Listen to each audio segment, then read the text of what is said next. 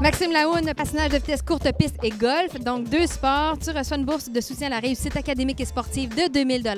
Alors, dans un premier temps, tu pratiques 2 sports qui semblent, à la base, être vraiment différents. Comment tu fais pour bien performer dans les 2?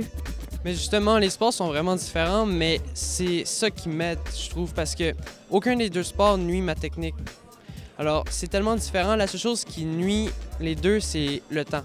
Je peux pas trouver plus de temps que ça, mais sinon, le golf, c'est l'été. Mes gros tournois, c'est l'été. Puis le patin de vitesse, c'est l'hiver. Donc, j'ai tout le temps ma période de transition comme automne ou printemps, que là, printemps, dès que je finis ma saison de patin, c'est juste du golf, golf, golf. Puis automne, dès que je finis ma saison de golf, là, je reprends tous mes entraînements.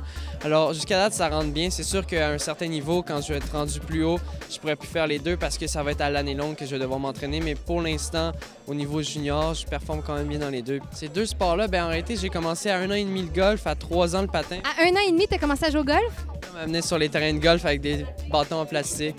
Alors c'est ça, ça fait comme 14 ans que je fais les 2 sports. Alors c'est comme intégré en moi, là.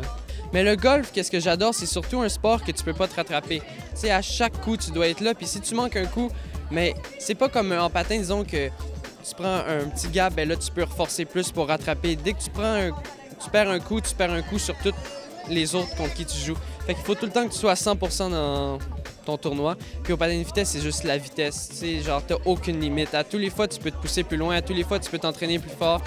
Puis jusqu'à temps que, genre, ça va être les limites des physiques qui vont nous bloquer, là. Mais c'est ça, j'ai suivi les jeux de châssis à tous les matins. Je me réveillais pour voir les courses. Mais mes modèles, j'en ai plusieurs. Comme j'ai commencé le patin, puis je me suis fait coucher par Marc-André Monette. Il était sur l'équipe nationale. Puis après, j'ai évolué. Puis Marc Gagnon et Jonathan Guillemette sont mes 2 coachs. Puis c'est peut-être les 2 plus gros modèles en patin de vitesse que tout le monde voit. Puis aussi, je m'entraîne à Maurice Richard. Puis je suis souvent avec Marianne, la blonde à Charles, qui est là, puis Charles Hamelin. Puis c'est vraiment des modèles pour moi. C'est comme j'ai jamais vu un gars aussi fort physiquement, aussi concentré dans ses entraînements, puis j'aimerais genre le prendre comme modèle puis devenir comme lui, là. Si on avait quelque chose à te souhaiter en terminant, ce serait quoi? Une médaille d'or aux Jeux olympiques. C'est ton rêve ultime? Oui. C'est ce qu'on te souhaite. Merci beaucoup. Merci.